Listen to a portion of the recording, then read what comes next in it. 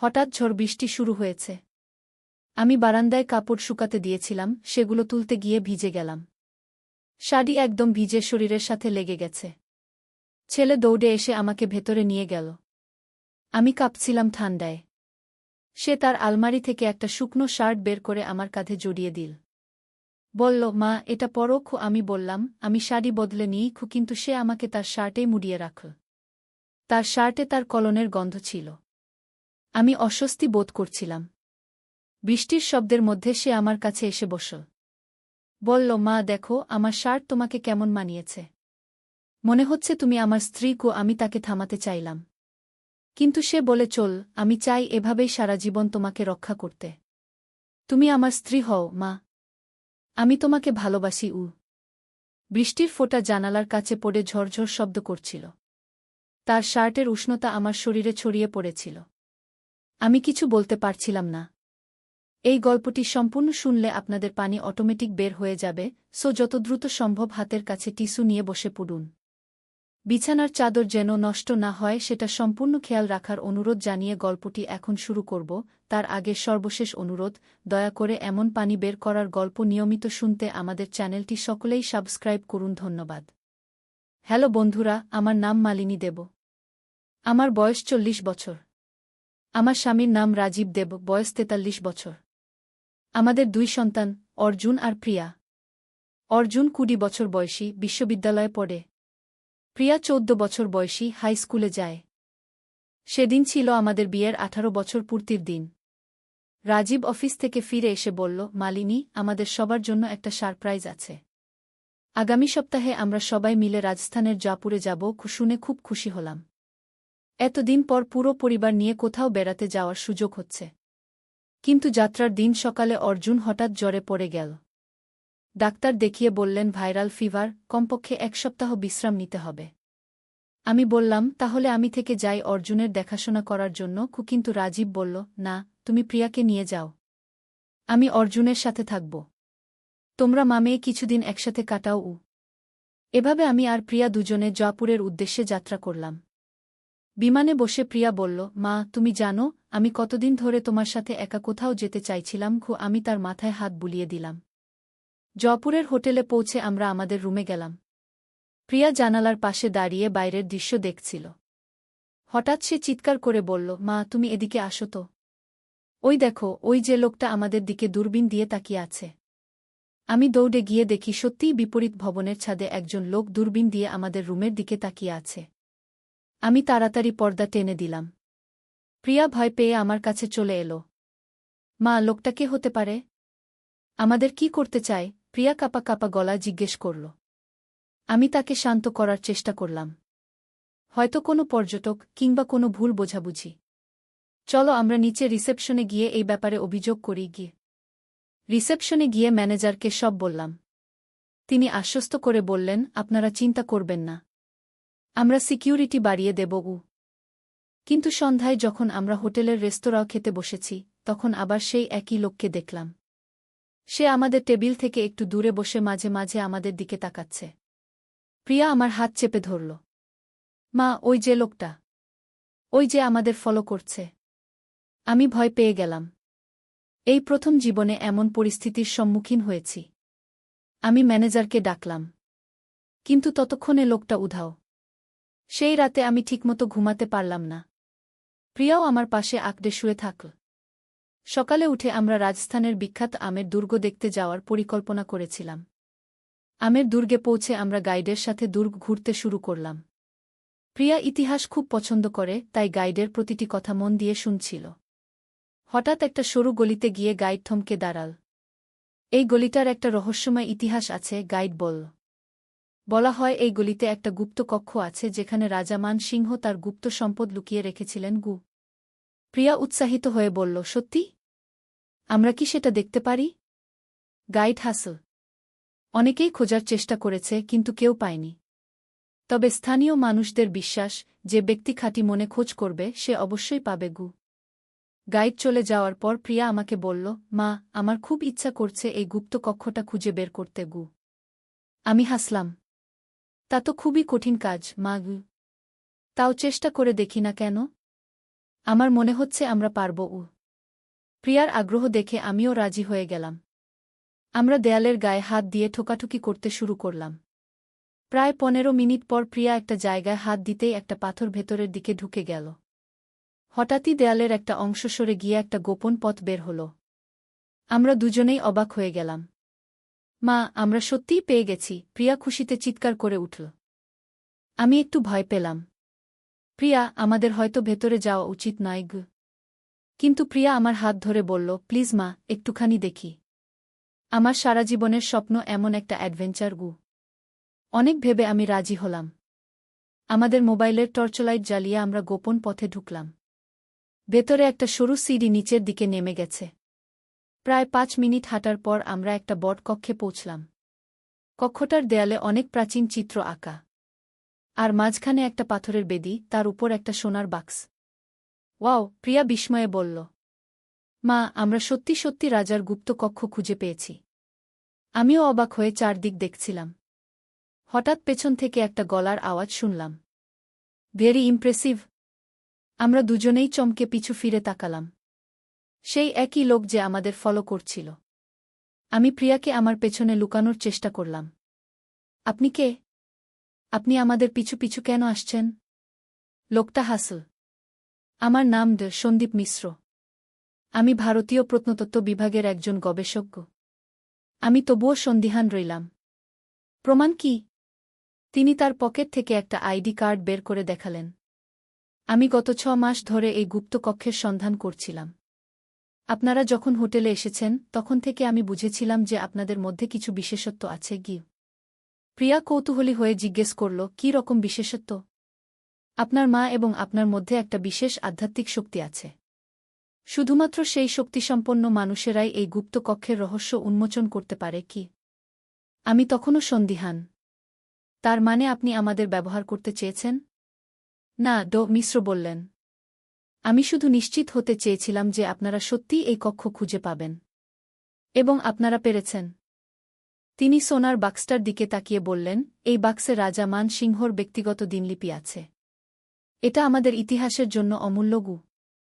প্রিয়া উৎসাহিত হয়ে বলল, আমরা কি দেখতে পারি? মিশ্র বাক্সটা খুললেন। ভেতরে কয়েকটা পুরনো পাণ্ডুলিপি, কিছু সোনার মুদ্রা আর কয়েকটা মূল্যবান পাথর।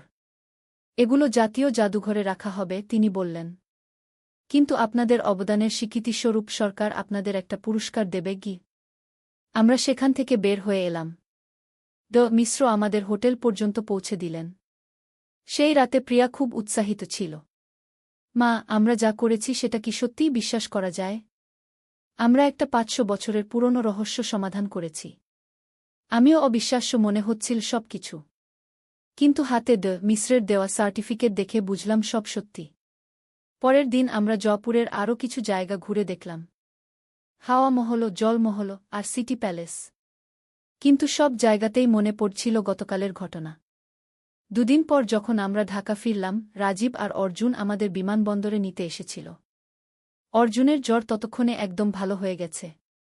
বাড়ি ফিরে সবাইকে আমাদের অ্যাডভেঞ্চারের কথা বললাম। রাজীব আর অর্জুন দুজনেই অবিশ্বাস্য চোখে আমাদের দেখল। তোমরা সত্যি বলছ? রাজীব জিজ্ঞেস করল। আমি সার্টিফিকেটটা তাকে দেখালাম। এই যে প্রমাণগু। অর্জুন বলল, আম্মু, তোমরা তো হিরো হয়ে গেছ। পুরো বাংলাদেশে এই খবর ছড়িয়ে যাবে গু। সত্যিই কয়েকদিন পর বিভিন্ন পত্রিকায় আমাদের গল্প প্রকাশিত হল। বাংলাদেশি মামে জয়পুরে 500 বছরের পুরনো রহস্য সমাধান করলেন, কি এমন শিরোনাম। 1 সপ্তাহ পর মিশ্র ঢাকায় এলেন আমাদের সাথে দেখা করতে। তিনি জানালেন যে ভারত সরকার আমাদের একটা বিশেষ সম্মাননা দিতে চায়। আপনারা ভারতের ইতিহাস গবেষণায় অমূল্য অবদান রেখেছেন, তিনি বললেন। আগামী মাসে দিল্লিতে একটা অনুষ্ঠানে আপনাদের আমন্ত্রণ জানানো হচ্ছে গি। প্রিয়া খুশিতে লাফিয়ে উঠল। সত্যি? আমরা দিল্লি যেতে পারব? এভাবে আমাদের একটা সাধারণ পারিবারিক ছুটির দিন পরিণত হল জীবনের সবচেয়ে রোমাঞ্চকর অভিজ্ঞতায়। কিন্তু গল্প এখানেই শেষ নয়। দিল্লি থেকে ফিরে আসার পর আমাদের জীবনে আরও অনেক চমকপ্রদ ঘটনা ঘটেছে। প্রিয়া এই ঘটনার পর থেকে ইতিহাস আর প্রত্নতত্ত্বে খুব আগ্রহী হয়ে উঠেছে। সে ঠিক করেছে বড় হয়ে মিশ্রের মতো একজন প্রত্নতাত্ত্বিক হবে। অর্জুনও আমাদের এই অ্যাডভেঞ্চার শুনে খুব অনুপ্রাণিত হয়েছে। সে বলেছে পরের বার যেন অবশ্যই তাকেও সাথে নিয়ে যাই। রাজীব বলেছে, মালিনী, তোমার মতো সাহসী স্ত্রী পেয়ে আমি গর্বিত।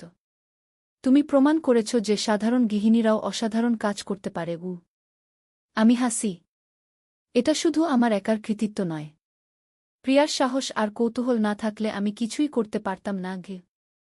এখন আমরা পরিকল্পনা করছি পরের বছর রাজস্থানের আরও কিছু ঐতিহাসিক জায়গা ঘুরে দেখার। হয়তো আরও কিছু রহস্য খুঁজে পাব। আমার মনে হয় জীবনে অ্যাডভেঞ্চার খোঁজার জন্য দূরে যেতে হয় না। সাহস আর কৌতূহল থাকলে যে কোনো জায়গায় রোমাঞ্চকর অভিজ্ঞতা লাভ করা সম্ভব। এই গল্পটা শেষ করার আগে আরেকটা বিষয় বলতে চাই। মিশ্র আমাদের বলেছিলেন যে আমাদের মধ্যে একটা বিশেষ আধ্যাত্মিক শক্তি আছে। প্রথমে বিশ্বাস হয়নি, কিন্তু পরে বুঝেছি এটা হয়তো আমাদের মামের মধ্যকার গভীর বন্ধন।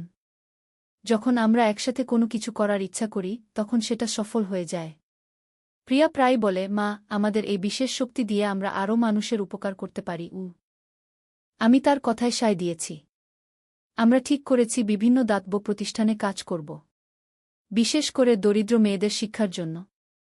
এভাবে জয়পুরের সেই অ্যাডভেঞ্চার আমাদের জীবনের মোড় ঘুরিয়ে দিয়েছে।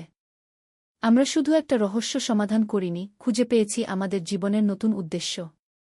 রাতে যখন প্রিয়ার সাথে এই গল্পটা নিয়ে কথা বলি তখন দুজনেই হাসি। কে জানত সেই বৃষ্টির দিনে অর্জুনের জ্বরে পড়া আমাদের জন্য এমন একটা সুন্দর অভিজ্ঞতা এনে দেবে। প্রিয়া বলে, মা, আমার মনে হয় এটা সব ভাগ্যের খেলা ছিল। আমরা ঠিক সময়ে ঠিক জায়গা ছিলাম। হয়তো তাই। কিন্তু আমি বিশ্বাস করি যে মানুষ নিজের ভাগ্য নিজেই তৈরি করে। আমরা যদি সেদিন সাহস না দেখাতাম তাহলে এই অভিজ্ঞতা কখনোই পেতাম না। দিল্লি থেকে ফিরে আসার পর আমাদের পাড়ার সবাই আমাদের নিয়ে গর্ব করতে শুরু করল। কিন্তু এর মাঝে একটা অদ্ভুত ঘটনা ঘটল। একদিন সকালে আমি বাজার থেকে ফিরে দেখি আমাদের বাড়ির সামনে একজন বয়স্ক লোক দাঁড়িয়ে আছেন। তার চেহারায় একটা রহস্যময়তা ছিল। আপনি মালিনী দেব? তিনি জিজ্ঞেস করলেন। আমি হ্যাঁ সূচক মাথা নাড়লাম। আমার নাম প্রফেসর হরিহর চট্টোপাধ্যায়। আমি কলকাতা বিশ্ববিদ্যালয়ের প্রত্নতত্ত্ব বিভাগে কাজ করি। আপনাদের জয়পুরের ঘটনার কথা শুনেছি। আমি তাকে ভেতরে আসার অনুরোধ জানালাম। প্রিয়া স্কুল থেকে ফিরে এসে প্রফেসর সাহেবকে দেখে খুব উৎসাহিত হল। প্রফেসর চট্টোপাধ্যায় বললেন, আমি আপনাদের একটা প্রস্তাব দিতে এসেছি। বাংলাদেশে কয়েকটি প্রাচীন স্থাপনার রহস্য আজও অমীমাংসিত রয়েছে। আপনারা যদি আগ্রহী হন তাহলে আমাদের গবেষণা দলে যোগ দিতে পারেন। প্রিয়া তৎক্ষণাৎ বলল, আমি রাজি। কিন্তু আমি একটু দ্বিধায় পড়লাম। প্রফেসর সাহেব, আমি তো একজন সাধারণ গৃহিণী। আমার কি এই কাজের যোগ্যতা আছে? তিনি হাসলেন। মিসেস দেব, যোগ্যতা শুধু ডিগ্রিতে থাকে না। আপনার মধ্যে যে সজ্ঞা আর সাহস আছে সেটাই সবচেয়ে বড় যোগ্যতা। রাজীব অফিস থেকে এসে এই কথোপকথন শুনল। সে বলল, প্রফেসর সাহেব, আমি আমার পরিবারকে সমর্থন করব। কিন্তু নিরাপত্তার ব্যাপারে কি ব্যবস্থা থাকবে? অবশ্যই। আমাদের প্রতিটি অভিযানে প্রশিক্ষিত নিরাপত্তা কর্মীরা থাকেন। আপনারা চিন্তা করবেন না। প্রফেসর সাহেব আরও বললেন, প্রথম কাজটা হবে সোনারগাঁয়ের পানাম নগরে। সেখানে কয়েকটি ভবনের নিচে গুপ্ত কক্ষ আছে বলে ধারণা করা হয়। পানাম নগর। আমি ছোটবেলা থেকে এই জায়গার কথা শুনে এসেছি, কিন্তু কখনো যাওয়া হয়নি। অর্জুন বলল, আম্মু, এবার আমিও যাব। প্রফেসর চট্টোপাধ্যায় রাজি হলেন। তোমার বয়সী ছেলেমেয়েরা এই কাজে খুবই উৎসাহী হয়। তুমিও আসতে পারো। এভাবে ঠিক হলো পরের সপ্তাহে আমরা সোনারগাঁ যাব। সোনারগাঁ যাওয়ার আগের রাতে আমি ঠিকমতো ঘুমাতে পারলাম না। মনে নানা প্রশ্ন আসছিল। আমি কি সত্যিই এই কাজের উপযুক্ত? জয়পুরের ঘটনা কি শুধুই কাকতালীয় ছিল? পরের দিন সকালে যখন পানাম নগরে পৌঁছলাম দেখলাম প্রফেসর সাহেবের সাথে আরও ৩ জন গবেষক আছেন। তারা সবাই আমাদের খুব উষ্ণভাবে অভিজাত জানালেন। পানাম নগরের ধ্বংসাবশেষ দেখে আমি মুগ্ধ হয়ে গেলাম। কত সুন্দর স্থাপত্য! এক সময় এখানে কত মানুষের জীবনযাত্রা ছিল। প্রিয়া আর অর্জুন দুজনেই খুব উৎসাহিত। তারা প্রতিটি ভাঙা দেয়াল, প্রতিটি খিলান খুঁটিয়ে দেখছিল। প্রফেসর সাহেব আমাদের একটি বিশেষ ভবনের সামনে নিয়ে গেলেন। এই ভবনটির নাম নীলকুঠি। ব্রিটিশ আমলে এখানে নীল চাষের ব্যবসা হতো। কিন্তু স্থানীয় মানুষদের বিশ্বাস, এই ভবনের নিচে একটা গোপন সুড়ঙ্গ আছে যেটা নদী পর্যন্ত বিস্তৃত। অর্জুন কৌতূহলী হয়ে জিজ্ঞেস করল, কিন্তু সেটা কেউ খুঁজে পায়নি? অনেকেই চেষ্টা করেছে, কিন্তু সফল হয়নি। আমাদের ধারণা এই সুড়ঙ্গ দিয়ে ব্রিটিশরা গোপনে সোনাদানা পাচার করত। আমরা ভবনের ভেতরে ঢুকলাম। ভেতরটা অনেকটা ফাঁকা, শুধু দেয়ালে কিছু পুরনো ছবি আর লেখালেখি। প্রিয়া একটা কোণে গিয়ে দেয়ালের গায়ে হাত বুলাতে শুরু করল। মা, এই জায়গাটা অন্যদের থেকে আলাদা মনে হচ্ছে গিয়ে। আমি তার কাছে গিয়ে দেখলাম, সত্যিই দেয়ালের সেই অংশটা একটু ভিন্ন রঙের। অর্জুন বলল, এটা হয়তো পরে সিমেন্ট দিয়ে বন্ধ করা গিয়ে। প্রফেসর সাহেব এসে দেখলেন, তোমাদের পর্যবেক্ষণ শক্তি চমৎকার। চলো আমাদের যন্ত্রপাতি দিয়ে পরীক্ষা করে দেখি গু। প্রায় 1 ঘণ্টা বিভিন্ন যন্ত্র দিয়ে পরীক্ষার পর নিশ্চিত হওয়া গেল যে দেয়ালের ওই অংশের পেছনে একটা ফাঁকা জায়গা আছে। আমাদের খুব সাবধানে এই দেয়াল ভাঙতে হবে, প্রফেসর সাহেব বললেন, যাতে ভেতরের কোনো ক্ষতি না হয় গে। প্রায় 2 ঘণ্টা কাজ করার পর দেয়ালে একটা ছোট ছিদ্র করা হল। টর্চলাইট দিয়ে ভেতরে দেখা গেল একটা সিঁড়ি নিচের দিকে নেমে গেছে। এই যে, প্রিয়া আনন্দে চিৎকার করে উঠল। আমরা আবার সফল হয়েছি। কিন্তু এবার প্রফেসর সাহেব সাবধানতার সাথে এগোতে বললেন। প্রথমে তিনি একা নিচে নেমে দেখে এলেন। তারপর আমাদের ডাকলেন। নিচে নেমে দেখি একটা লম্বা সুড়ঙ্গ। সুড়ঙ্গের দেয়ালে কিছু কিছু জায়গায় ইট পড়ে গেছে। এই সুড়ঙ্গ সত্যিই নদী পর্যন্ত বিস্তৃত, প্রফেসর সাহেব বললেন। কিন্তু আমাদের আজ আর এগোনো উচিত নয়। পরে আরও প্রস্তুতি নিয়ে আসব গো। আমরা উপরে উঠে এলাম। প্রফেসর সাহেব আমাদের ধন্যবাদ দিলেন। আপনারা সত্যিই অসাধারণ। দুবার দুটো গুরুত্বপূর্ণ আবিষ্কার। রাস্তায় ফিরে আসার সময় অর্জুন বলল, আম্মু, আমাদের পরিবার কি সত্যিই কোনো বিশেষ ক্ষমতাসম্পন্ন? আমি হাসলাম। হয়তো আমাদের মধ্যে পর্যবেক্ষণ শক্তি ভালো। আর সবচেয়ে বড় কথা, আমরা একসাথে কাজ করি। প্রিয়া বলল, মা, আমার মনে হয় আমাদের আরও এমন কাজ করা উচিতকে। সত্যি বলতে আমিও এই কাজে ভালো লাগছিল। একটা নতুন জগতের দরজা খুলে গেছে আমাদের সামনে। সেই রাতে বাড়ি ফিরে রাজীবকে সব বললাম। সে বলল, মালিনী, তুমি যা করতে চাও আমি সমর্থন করব। কিন্তু নিরাপত্তার ব্যাপারে সাবধান থেকো গু। পরের সপ্তাহে প্রফেসর চট্টোপাধ্যায় আবার এলেন।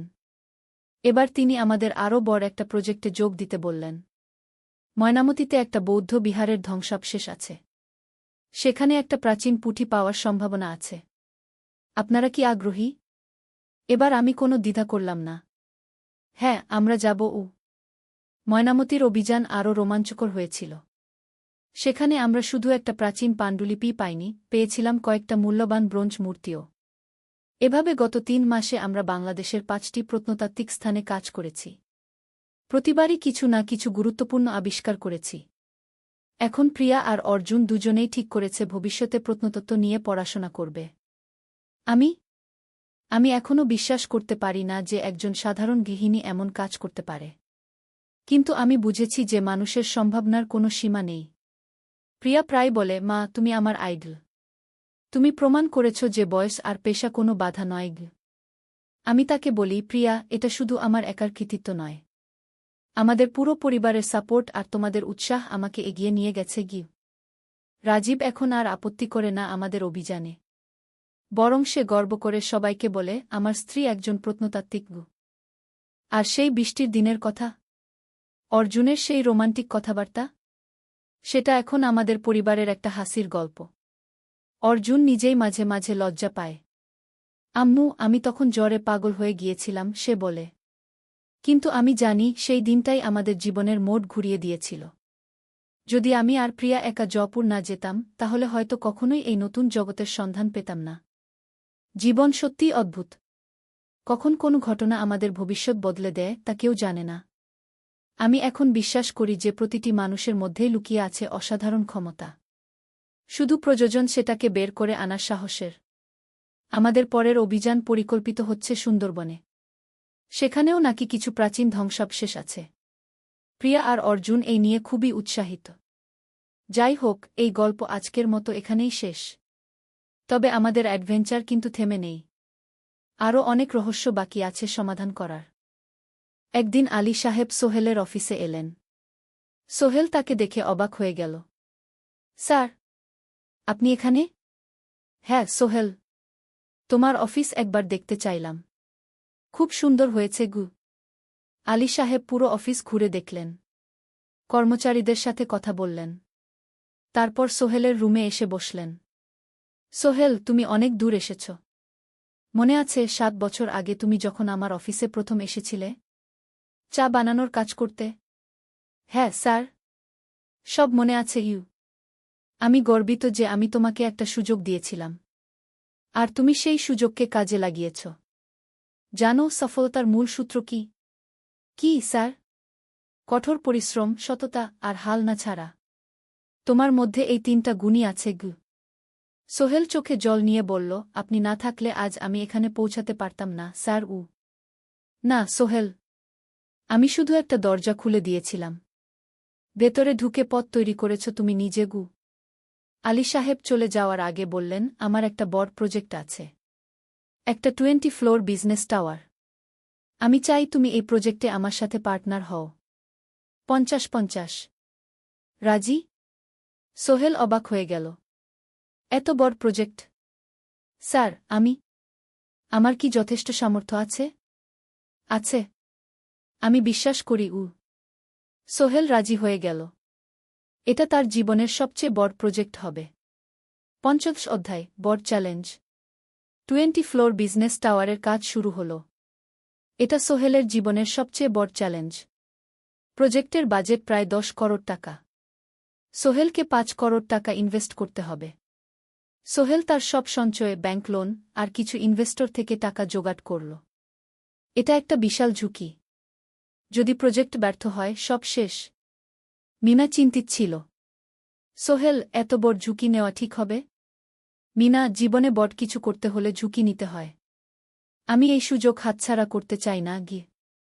কিন্তু যদি কিছু ভুল হয়? ভুল হবে না। আমি আলী সাহেবের সাথে আছি, উনি আমাকে গাইড করবেন। প্রজেক্ট শুরু হল। প্রথম 6 মাস সব ভালোই চলছিল। কাজ সময়মতো হচ্ছে, বাজেট ঠিক আছে। কিন্তু 7 মাসের মাথায় একটা বড় সমস্যা দেখা দিল।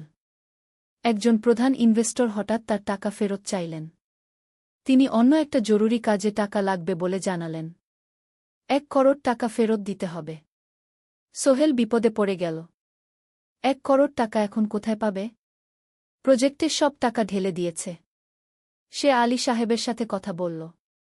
আলী সাহেব বললেন, চিন্তা করো না, আমি ব্যবস্থা করছি। কিন্তু আলী সাহেবও বড় একটা প্রজেক্টে আটকে আছেন। তার হাতে লিকুইড ক্যাশ নেই। সোহেল অন্য ব্যাংক থেকে লোন নেওয়ার চেষ্টা করল। কিন্তু ব্যাংক বলল, ইতিমধ্যে তার অনেক লোন আছে, নতুন লোন দিতে পারবে না। সোহেল রাতে ঘুমাতে পারছিল না। খাওয়া দাওয়া বন্ধ করে দিয়েছিল। মিনা তাকে দেখে খুব চিন্তিত হয়ে গেল। সোহেল, প্লিজ নিজেকে এভাবে শেষ করে ফেলো না। কোনো একটা রাস্তা বের হবেই। কিন্তু সোহেল কোনো রাস্তা দেখতে পাচ্ছিল না। ইনভেস্টর 15 দিন সময় দিয়েছে। 15 দিনের মধ্যে টাকা ফেরত না দিলে তিনি আইনি ব্যবস্থা নেবেন। 10 দিন কেটে গেল। সোহেল কোনো সমাধান খুঁজে পেল না। সে প্রায় হাল ছেড়ে দিয়েছিল। 11 দিনের দিন একটা অপ্রত্যাশিত ঘটনা ঘটল। জাহিদ ভাই, সোহেলের পুরনো সহকর্মী, তার অফিসে এলেন। জাহিদ ভাই এখন একটা রিয়েল এস্টেট কোম্পানিতে সিনিয়র ম্যানেজার। সোহেল, আমি তোমার সমস্যার কথা শুনেছি। হ্যাঁ ভাই, আমি বিপদে পড়েছি। আমি তোমাকে সাহায্য করতে চাই। আমার কিছু সঞ্চয় আছে, 5 লাখ টাকা। তুমি নাও। সোহেল চোখে জল নিয়ে বলল, ভাই আমি কিছু বলার দরকার নেই। তুমি আমাকে অনেক কিছু শিখিয়েছ। তোমার কাছ থেকে পরিশ্রম আর সততা শিখেছি। এখন আমার পালা তোমাকে সাহায্য করার। জাহিদ ভাই চলে যাওয়ার পর আরও 2 জন এলো। একজন সোহেলের পুরনো ক্লায়েন্ট, আরেকজন তার কর্মচারী। 2 জন মিলে আরও 8 লাখ টাকা দিল। করিম মামা 20 লাখ টাকা ব্যবস্থা করলেন। তার কিছু বন্ধুদের কাছ থেকে ধার করে। মিনা তার সব গয়না বিক্রি করে 10 লাখ টাকা দিল। সবাই মিলে প্রায় 45 লাখ টাকা জোগাড় হল। বাকি 65 লাখ টাকা সোহেল তার অফিসের সব অ্যাসেট বিক্রি করে আর একটা প্রাইভেট ফিন্যান্স কোম্পানি থেকে উচ্চ সুদে লোন নিয়ে ব্যবস্থা করল। ঠিক 14 দিনের দিন সোহেল ইনভেস্টরকে 1 করোড় টাকা ফেরত দিল। ইনভেস্টর টাকা নিয়ে চলে গেলেন। সোহেল তার অফিসে ফিরে এসে চেয়ারে বসে কাঁদল। এত চাপ, এত টেনশন, সব যেন একসাথে বের হয়ে এলো। মিনা এসে তাকে জড়িয়ে ধরল। আমরা পেরেছি সোহেল। আমরা পেরেছি গু। ষোড়শ অধ্যায় পুনরুদ্ধার। এই ঘটনার পর সোহেল আরও সাবধান হয়ে গেল। সে বুঝল ব্যবসায় শুধু সাহস নয়, বুদ্ধিও লাগে। ঝুঁকি নিতে হয়, কিন্তু হিসাব করে। প্রজেক্ট চলতে থাকল। এবার সোহেল আরও সতর্কতার সাথে সবকিছু পরিচালনা করল। প্রতিটা খরচ হিসাব করল, প্রতিটা সিদ্ধান্ত ভেবেচিন্তে নিল। আরও 1 বছর পর 20 ফ্লোর বিজনেস টাওয়ার সম্পন্ন হল। চমৎকার বিল্ডিং, শহরের অন্যতম সুন্দর ভবন। বিল্ডিংয়ের উদ্বোধন অনুষ্ঠানে শহরের মেয়র এলেন। অনেক ব্যবসায়ী, সাংবাদিক এল। সোহেলের নাম পত্রিকায় ছাপা হল। স্বপ্নের শহরে এক তরুণ উদ্যোক্তার সফলতার গল্পও। প্রজেক্ট থেকে সোহেলের লাভ হল প্রায় 2 করোড় টাকা। এই টাকা দিয়ে সে সব ঋণ শোধ করল। জাহিদ ভাইয়ের টাকা ফেরত দিল। করিম মামার ঋণ শোধ করল। যারা সাহায্য করেছিল সবাইকে টাকা ফেরত দিল। মিনার জন্য নতুন গয়না কিনল।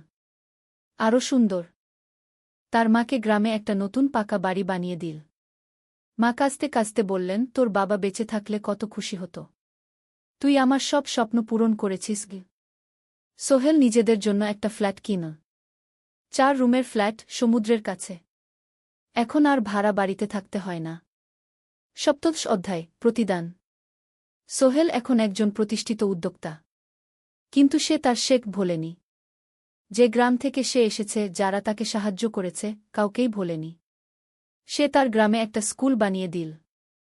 সোহেল ফাউন্ডেশন স্কুল কু গরিব ছেলেমেয়েরা ফ্রিতে পড়তে পারবে। ভালো শিক্ষক নিযোগ দিল। ভালো পড়াশোনার ব্যবস্থা করল। শহরে একটা ফ্রি মেডিকেল ক্লিনিক খুল। গরিব মানুষরা ফ্রিতে চিকিৎসা পাবে। প্রতি বছর 10 জন মেধাবী কিন্তু গরিব ছাত্রছাত্রীকে স্কলারশিপ দেওয়া শুরু করল। তারা বিনামূল্যে পড়াশোনা করতে পারবে। একদিন একটা টিভি চ্যানেল সোহেলের ইন্টারভিউ নিতে এল। আপনার সফলতার গোপন সূত্র কি? সোহেল একটু ভেবে বলল, কঠোর পরিশ্রম, সততা আর হাল না ছাড়া। এই 3টা জিনিস যদি কারো মধ্যে থাকে, সে যে কোনো কিছু অর্জন করতে পারে। আর সবচেয়ে বড় কথা, যারা আমাকে সাহায্য করেছে তাদের ছাড়া আমি কিছুই না। একা কেউ সফল হতে পারে না গি। আপনার পরবর্তী স্বপ্ন কি? আমি চাই আরও মানুষকে সাহায্য করতে। আমার মতো যারা গ্রাম থেকে শহরে আসে তাদের জন্য একটা ট্রেনিং সেন্টার খুলব। তারা সেখানে বিভিন্ন স্কিল শিখতে পারবে, চাকরি পাবে, নিজের পায়ে দাঁড়াতে পারবে গু। অষ্টাদশ অধ্যায় নতুন প্রজন্ম। আরও 5 বছর কেটে গেল। সোহেল এখন 45 বছরের। তার মেয়ে সারা এখন 9 বছরের। স্কুলে ক্লাস 4-এ পড়ে। খুব মেধাবী মেয়ে। একদিন সারা বাবাকে জিজ্ঞেস করল, বাবা, তুমি কিভাবে এত বড় হলে? আমার বন্ধুরা বলে তুমি একজন সফল মানুষ গো। সোহেল তাকে কোলে নিয়ে বসল। বাবা, তুমি জানো তোমার দাদু ছিলেন একজন স্কুল শিক্ষক। খুব সৎ মানুষ। কিন্তু আমরা গরিব ছিলাম। আমি রিকশা চালাতাম গো। রিকশা? সত্যি? হ্যাঁ। তারপর আমি এই শহরে এলাম। অনেক কষ্ট করেছি। কিন্তু হাল ছাড়িনি। মানুষ আমাকে সাহায্য করেছে। আর আমি কঠোর পরিশ্রম করেছি। বাবা, আমিও কি তোমার মতো হতে পারব? অবশ্যই পারবে বাবা। তবে মনে রেখো, সফলতা মানে শুধু টাকা পয়সা না। সফলতা মানে ভালো মানুষ হওয়া, অন্যদের সাহায্য করা, সৎ থাকা গু। সারা মাথা নাডল। আমি ভালো মানুষ হব বাবাগু। সোহেল তার মেয়েকে জড়িয়ে ধরল। মনে মনে ভাবল, তার জীবনের সব কষ্ট সার্থক হয়েছে। মিনা রান্নাঘর থেকে ডাকল, খাবার তৈরি। এসো। সোহেল সারাকে নিয়ে ডাইনিং টেবিলে গেল। ঋতু এসেছে। সে এখন বিয়ে করেছে, তার একটা ছেলে হয়েছে। সোহেলের মা মাঝে মাঝে চট্টগ্রামে বেড়াতে আসেন। আজও এসেছেন। সবাই মিলে খেতে বসল। হাসিগল্পে ভরা পরিবার। সোহেল তাকাল তার মায়ের দিকে, মিনার দিকে, সারার দিকে, ঋতুর দিকে। মনে হল, জীবনে আর কি চাই? খাওয়া শেষে সবাই বসে রইল। গল্প করছিল। হঠাৎ সোহেলের ফোন বাজল। অফিস থেকে। একটা জরুরি বিষয়। সোহেল ফোন রেখে দিয়ে মিনাকে বলল, একটা নতুন প্রজেক্টের প্রস্তাব এসেছে। একটা এতিমখানা বানানোর কাজ। সরকারি প্রজেক্ট। তুমি নেবে? অবশ্যই। এটা আমার স্বপ্নের প্রজেক্ট। যেসব বাচ্চাদের বাবা মা নেই তাদের জন্য একটা সুন্দর জায়গা। মিনা হাসল। তুমি কখনো বদলাও না। এখনো অন্যদের কথা ভাবো। এটাই তো জীবন, মিনা। শুধু নিজের জন্য বাঁচলে কি হবে? ঊনবিংশ অধ্যায়, উত্তরাধিকার। 10 বছর আরও কেটে গেল। সোহেল এখন 55 বছরের। তার চুলে পাক ধরেছে। কিন্তু শক্তি এখনও আগের মতোই। সারা এখন 19 বছরের। সে বিশ্ববিদ্যালয়ে ইঞ্জিনিয়ারিং পড়ছে। সে চায় বাবার মতো কনস্ট্রাকশন ইন্ডাস্ট্রিতে কাজ করতে। একদিন সারা বাবাকে বলল, বাবা, আমি তোমার কোম্পানিতে কাজ করতে চাই। এখনও তো তোর পড়াশোনা বাকি। জানি, কিন্তু আমি এখন থেকেই শিখতে চাই। ছুটির দিনে তোমার সাথে সাইটে যেতে চাই। দেখতে চাই কিভাবে কাজ হয়। সোহেল খুশি হয়ে গেল। তার মেয়ে তার পথ অনুসরণ করতে চায়। ঠিক আছে, কিন্তু শর্ত হল তোকে সবকিছু নিজ থেকে শিখতে হবে। কোনো স্পেশাল ট্রিটমেন্ট পাবি না। আমি তো তাই চাই, বাবাগু। সারা তার বাবার সাথে কাজ শিখতে শুরু করল। সে দেখল কিভাবে শ্রমিকরা কাজ করে, কিভাবে ম্যাটেরিয়াল বাছাই করতে হয়, কিভাবে একটা প্রজেক্ট ম্যানেজ করতে হয়। সোহেল তাকে কোনো সহজ পথ দিল না। সারাকেও সবার মতো কষ্ট করতে হল। সাইটে রোদে দাঁড়িয়ে থাকতে হল। শ্রমিকদের সাথে কথা বলতে হল। কিন্তু সারা হাল ছাড়ল না। সে তার বাবার মেয়ে। পরিশ্রম করতে জানে। 3 বছর পর সারা গ্রাজুয়েট হল। সে সোহেলের কোম্পানিতে জুনিয়র প্রজেক্ট ম্যানেজার হিসেবে যোগ দিল। সোহেল ধীরে ধীরে সারাকে বড় দায়িত্ব দিতে শুরু করল। সারা তার বাবার মতোই সৎ, পরিশ্রমী। 20 অধ্যায়, সমাপ্তি নয়, নতুন শুরু। আরও 5 বছর পর সোহেল এখন 60 বছরের। সে সিদ্ধান্ত নিল, এবার অবসর নেওয়ার সময় এসেছে। কোম্পানির দায়িত্ব সারাকে দেবে। একটা অনুষ্ঠান করা হল। সোহেল আনুষ্ঠানিকভাবে কোম্পানির চেয়ারম্যান পদ থেকে অবসর নিল। সারা হল নতুন ম্যানেজিং ডিরেক্টর। সোহেল তার বক্তব্যে বলল, আমি যখন এই শহরে এসেছিলাম আমার পকেটে ছিল মাত্র 5,000 টাকা। একটা ছোট্ট ব্যাগ। আর অনেক স্বপ্ন। আজ 40 বছর পর আমি পেছনে ফিরে তাকাই, দেখি একটা দীর্ঘ পথ। সেই পথে অনেক কষ্ট ছিল, অনেক বাধা ছিল। কিন্তু ছিল অনেক ভালোবাসাও। অনেক মানুষের সাহায্যও। আমি বিশ্বাস করি সফলতা একা আসে না। এটা আসে অনেক মানুষের সমর্থন, ভালোবাসা আর বিশ্বাস নিয়ে। আমি যা কিছু অর্জন করেছি তা আমার একার না। এটা আমার পরিবারের, আমার কর্মচারীদের, আমার বন্ধুদের, সবার। আজ আমি আমার মেয়ে সারার হাতে এই দায়িত্ব তুলে দিচ্ছি। আমি জানি সে আমার চেয়ে ভালো করবে। কারণ সে শিখেছে আমার ভুল থেকে, আমার অভিজ্ঞতা থেকে। অনুষ্ঠান শেষ হল। সবাই চলে গেল। সোহেল আর মিনা অফিসে একা দাঁড়িয়ে রইল। মিনা, মনে আছে আমরা প্রথম কখন দেখা হয়েছিলাম? হ্যাঁ, তোমার সেই ছোট্ট মুদি দোকানে। তুমি বিস্কুট কিনতে এসেছিলে। কে ভেবেছিল সেই দিন থেকে আমাদের এই পর্যস্বপ্নের শহর। প্রথম অধ্যায়, যাত্রা শুরু। সকাল 7টা বেজে গেছে। ঢাকার কমলাপুর রেলস্টেশনে মানুষের ভিড়। চারদিকে চা বিস্কুট বিক্রেতাদের চিৎকার, ট্রেনের হর্ন আর যাত্রীদের কোলাহল। এই বিশাল ভিড়ের মধ্যে একটা ছোট্ট ব্যাগ হাতে দাঁড়িয়ে আছে সোহেল। বয়স মাত্র 22। গায়ের রং শ্যামলা, চোখে স্বপ্নের ঝিলিক। ভাইজা, চট্টগ্রামের টিকিট আছে? সোহেল টিকিট কাউন্টারের সামনে দাঁড়িয়ে জিজ্ঞেস করল। আছে। 3 টাকা। কাউন্টারের লোকটা উত্তর দিল। সোহেল তার পকেট থেকে টাকা বের করল। মোট 5,000 টাকা। এই টাকা সে জমিয়েছে গত 3 বছরে রিকশা চালিয়ে। তার স্বপ্ন ছিল চট্টগ্রাম গিয়ে একটা ভালো চাকরি পাওয়া। গ্রামে আর থাকতে চায় না সে। বাবা মারা গেছেন 10 বছর আগে। মা আর ছোট বোন ঋতুকে নিয়ে সংসার চালাচ্ছিল রিকশা চালিয়ে। কিন্তু এভাবে তো আর সারা জীবন চলবে না। টিকিট কেটে সোহেল প্ল্যাটফর্মে এলো। ট্রেন ছাড়বে আর মাত্র 15 মিনিট পরে। সে একটা বেঞ্চে বসে পড়ল। ব্যাগটা বুকের কাছে চেপে ধরল। এই ব্যাগে আছে তার সব সম্পদ, কিছু কাপড়, একটা ছোট্ট ফটো ফ্রেমে বাবা মায়ের ছবি, আর কিছু টাকা। কোথায় যাচ্ছেন? পাশে বসা একজন বয়স্ক মানুষ জিজ্ঞেস করলেন। চট্টগ্রাম, কাকা। চাকরি খুঁজতে যাচ্ছি। কে? সোহেল বিনয়ের সাথে উত্তর দিল। ভালো। তবে শহরে সাবধানে থাকবেন। শহর মানে অনেক সুযোগ, কিন্তু অনেক ফাঁদও আছে, বয়স্ক লোকটা বললেন। সোহেল মাথা নাড়ল। সে জানে শহরের জীবন সহজ না। কিন্তু তার কোনো বিকল্প নেই। গ্রামে রিকশা চালিয়ে মাসে ৩,৫০০ টাকা আয় হতো। তার মধ্যে সংসার চালাতে হতো, বোনের স্কুলের খরচ দিতে হতো, মায়ের ওষুধের খরচ দিতে হতো। কিছুই বাঁচত না। আর এই জীবন থেকে বেরোনোর একটাই পথ, শহরে গিয়ে ভালো কাজ খুঁজে নেওয়া। সোহেল মনে মনে ভাবল তার বাবার কথা। বাবা ছিলেন একজন স্কুল শিক্ষক। খুব সৎ মানুষ ছিলেন। সবসময় বলতেন, সোহেল, তুই লেখাপড়া শিখে বড় মানুষ হবি। আমাদের পরিবারে আর কেউ বড় চাকরি করেনি। তুই করবি। কিন্তু বাবা যখন মারা গেলেন তখন সোহেল মাত্র এসএসসি পরীক্ষা দিয়েছে। ফলাফল ভালো হয়েছিল, জিপিএ অর্ধচতু। কিন্তু বাবার মৃত্যুর পর আর পড়া হল না। পরিবারের দায়িত্ব নিতে হল। ট্রেন ছাড়ল। সোহেল জানালার পাশে বসে বাইরে তাকাল। ধানক্ষেত, নদী, ছোট ছোট গ্রাম, সব পেছনে ফেলে ট্রেন এগিয়ে চল। সোহেলের মনে হল সে যেন তার পুরনো জীবনটাকেও পেছনে ফেলে আসছে।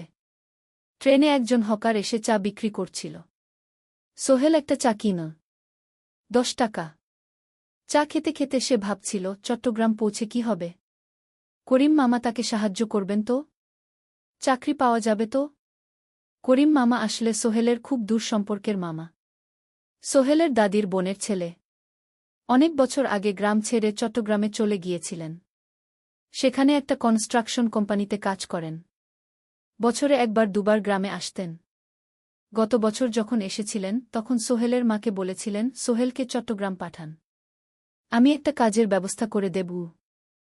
সেই কথাতেই ভরসা করে সোহেল আজ এই যাত্রা। দ্বিতীয় অধ্যায়, নতুন শহর। চট্টগ্রাম পৌঁছাতে প্রায় 6 ঘণ্টা লেগে গেল।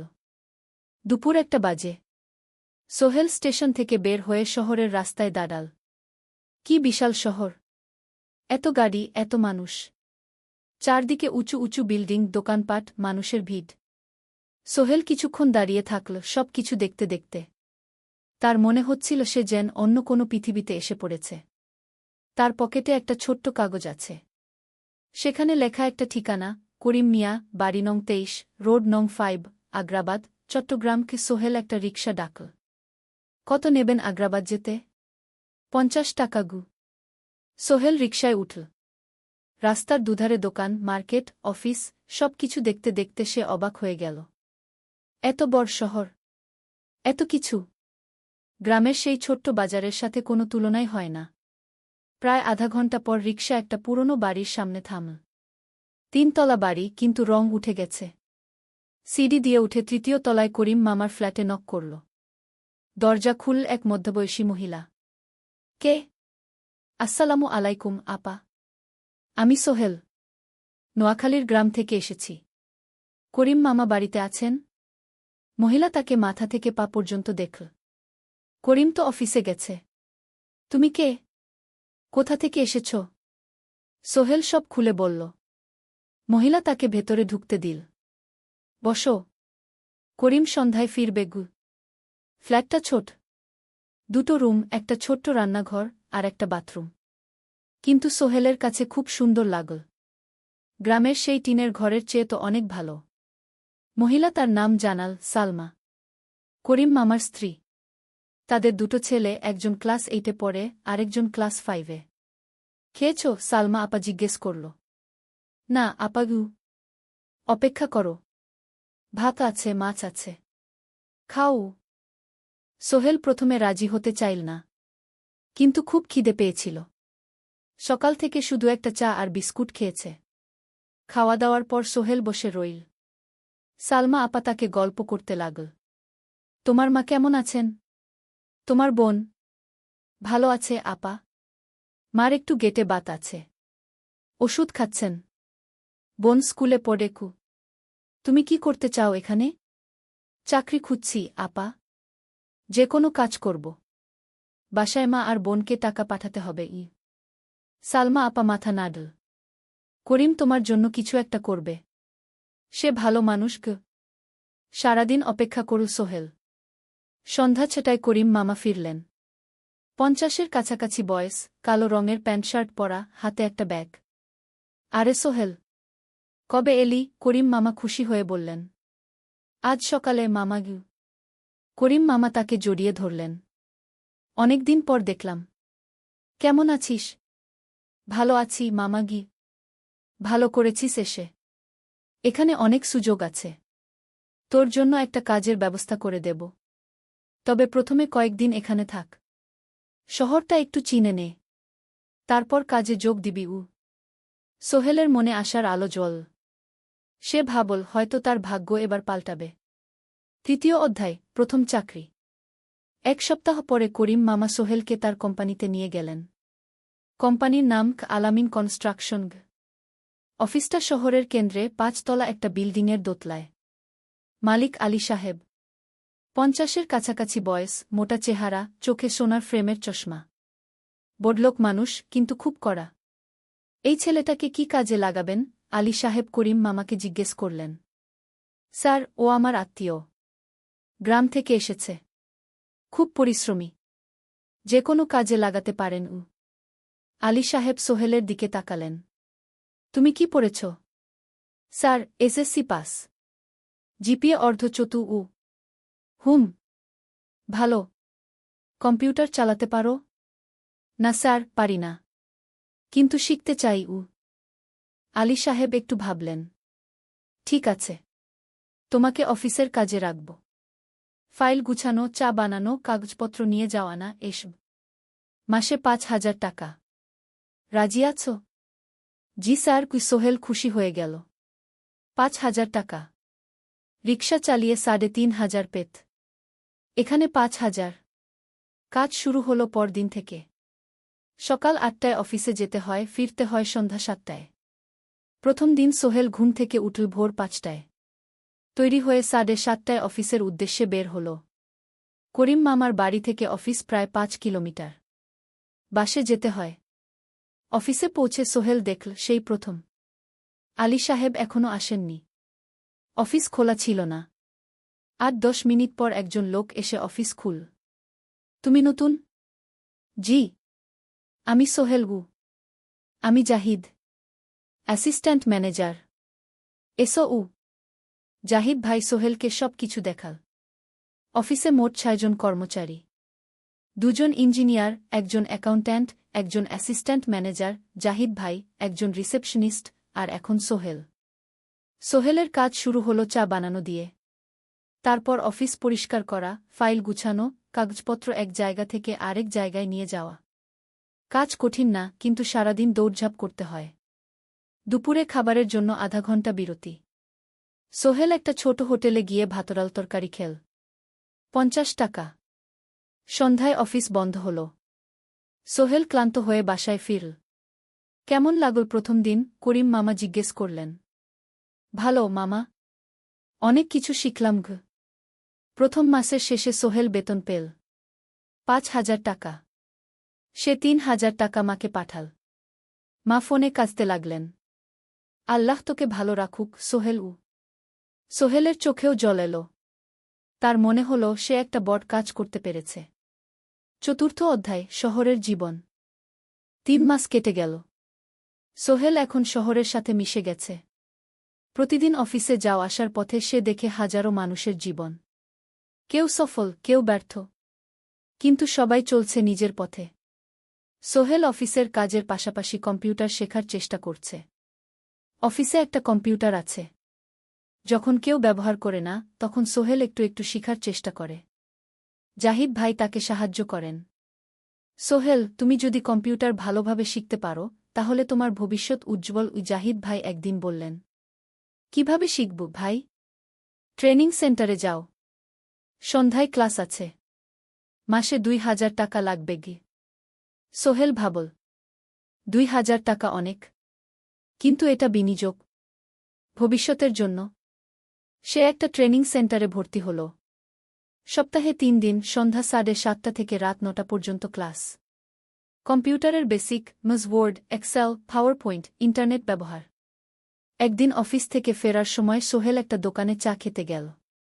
দোকানের পাশেই একটা ছোট্ট মুদি দোকান। সেখানে একটা মেয়ে বসে আছে। বয়স হবে ২০-এর কাছাকাছি। সাদাসিধে চেহারা, সাদা শাড়ি পরা, কিন্তু চোখে এক ধরনের দৃঢ়তা। ভাইজা 1 প্যাকেট বিস্কুট দেন কি সোহেল বলল। মেয়েটা বিস্কুট দিল। 20 টাকা। সোহেল টাকা দিয়ে যাচ্ছিল, হঠাৎ মেয়েটা বলল, আপনি নতুন এসেছেন এই এলাকায়, তাই না? হ্যাঁ। 3 মাস হল। কিভাবে বুঝলেন? আপনার চেহারা দেখেই বোঝা যায়। এখনও গ্রামের ছোঁয়া আছে। আর আপনি প্রতিদিন এই পথ দিয়ে যান। দেখেছি কি মেয়েটা হাসল। সোহেলও হেসে ফেল। আপনি খুব পর্যবেক্ষক মনে হচ্ছে গি। জীবনে অনেক কিছু দেখেছি। তাই মানুষকে চিনতে শিখেছি গি। আপনার নাম? মিনা। এই দোকান আমার বাবার। উনি অসুস্থ, তাই আমি দেখছি গু। সেদিন থেকে সোহেল প্রায়ই সেই দোকানে যেতে শুরু করল। মিনার সাথে গল্প করত। ধীরে ধীরে তাদের মধ্যে একটা বন্ধুত্ব তৈরি হল। মিনাও তার জীবনের গল্প বলল। মিনার মা মারা গেছেন যখন সে মাত্র 7 বছরের। বাবা আব্দুল হামিদ একা হাতে মিনাকে বড় করেছেন। মুদি দোকান দিয়ে সংসার চালান। মিনা কলেজে পড়ে, অনার্স 2nd ইয়ার। সকালে কলেজে যায়, দুপুরে ফিরে এসে দোকান সামলায়। বাবার হার্টের সমস্যা আছে, তাই ভারী কাজ করতে পারেন না। তোমার স্বপ্ন কি? একদিন সোহেল জিজ্ঞেস করল। গ্র্যাজুয়েশন শেষ করে একটা ভালো চাকরি করব। তারপর বাবাকে ভালো চিকিৎসা করাব। তুমি? আমিও চাকরি করে পরিবারকে ভালোভাবে দেখভাল করতে চাই। মা আর বোনকে নিয়ে শহরে আনব একদিন ঘু। দুজনেই নিজেদের স্বপ্নের কথা বলতে গিয়ে বুঝল তাদের স্বপ্ন অনেকটা একই রকম। 5ম অধ্যায়, বিপদ। 6 মাস কেটে গেল। সোহেল এখন আলী সাহেবের খুব প্রিয় কর্মচারী। সে শুধু চা বিস্কুট দেওয়ার কাজই করে না, এখন কম্পিউটারেও কিছু কাজ শিখেছে। ছোটখাটো টাইপিং, ডেটা এন্ট্রি এসব করতে পারে। আলী সাহেব খুশি হয়ে তার বেতন বাড়িয়ে 8,000 টাকা করে দিয়েছেন। একদিন রাতে সোহেল অফিস থেকে ফিরছিল। সেদিন একটু দেরি হয়ে গেছে। রাত প্রায় 9টা। সাধারণত সোহেল সন্ধ্যা 7:30টায় ফিরে। কিন্তু সেদিন অফিসে একটা জরুরি কাজ ছিল। বাস থেকে নেমে সোহেল বাড়ির দিকে হাঁটছিল। হঠাৎ একটা অন্ধকার গলিতে 3 জন লোক তাকে ঘিরে ধরল। তাদের চেহারা দেখেই বোঝা যাচ্ছিল ভালো উদ্দেশ্য নিয়ে আসেনি। টাকা দে তাড়াতাড়ি, একজন বলল। তার হাতে একটা ছুরি। সোহেল ভয় পেয়ে গেল। ভাই, আমার কাছে খুব কম টাকা আছে গি। যা আছে দে। তাড়াতাড়ি করো। সোহেল কাঁপতে কাঁপতে তার পকেট থেকে 5 টাকা বের করে দিল। এই টাকা দিয়ে সে বাজার করবে ভেবেছিল। কিন্তু ছিনতাইকারীরা সন্তুষ্ট হল না। শুধু 5 টাকা? তোর ব্যাগে কি আছে? তারা সোহেলের ব্যাগ কেড়ে নিল। ব্যাগে ছিল তার মোবাইল, কম্পিউটার ট্রেনিং সেন্টারের সার্টিফিকেট আর কিছু গুরুত্বপূর্ণ কাগজপত্র। না ভাই, ব্যাগটা ফেরত দেন। ওতে আমার জরুরি জিনিস আছে। মোবাইল নিয়ে নেন, কিন্তু ব্যাগটা দেন গু। কিন্তু ওরা শুনল না। একজন সোহেলকে জোরে ধাক্কা দিল। সোহেল পড়ে গেল। মাথা রাস্তার কংক্রিটে ধাক্কা লেগে গেল। রক্ত বের হল। 3 জন দৌড়ে পালিয়ে গেল। কিছুক্ষণ সোহেল অজ্ঞান হয়ে পড়ে রইল। তারপর ধীরে ধীরে জ্ঞান ফিরল। মাথায় প্রচণ্ড ব্যথা। সে উঠে দাঁড়ানোর চেষ্টা করল, কিন্তু মাথা ঘুরছিল। কোনোমতে একটা দেয়াল ধরে দাঁড়াল। একজন পথচারী তাকে দেখে থামল। কি হয়েছে ভাই? ছিনতাই হয়েছে গি। এসো, আমি তোমাকে হাসপাতালে নিয়ে যাই। কিন্তু সোহেল রাজি হল না। না, ঠিক আছি। বাড়ি যেতে পারব। সে কোনোমতে করিম মামার বাড়িতে পৌঁছাল। দরজা খুলেই সালমা আপা চিৎকার করে উঠলেন। ও আল্লাহ! কি হয়েছে?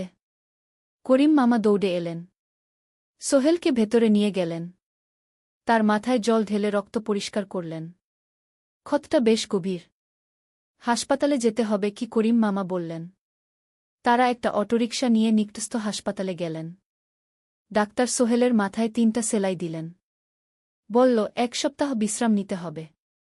কোনো ভারী কাজ করা যাবে না। হাসপাতাল থেকে ফিরে সোহেল শুয়ে রইল। তার মনে হচ্ছিল সবকিছু শেষ হয়ে গেছে। মোবাইল চলে গেছে, গুরুত্বপূর্ণ কাগজপত্র চলে গেছে। এখন 1 সপ্তাহ অফিস করতে পারবে না। পরদিন সকালে করিম মামা আলী সাহেবকে ফোন করে সব জানালেন। আলী সাহেব বললেন, ঠিক আছে। সোহেল ভালো হয়ে এলে আসবে। চিন্তার কিছু নেই গি। মিনা যখন এই খবর শুনল, সে সন্ধ্যায় সোহেলকে দেখতে এল। করিম মামার বাড়িতে। সাথে এনেছিল কিছু ফল। কি হয়েছিল? মিনা চিন্তিত গলায় জিজ্ঞেস করল। সোহেল সব বলল। মিনা রেগে গেল।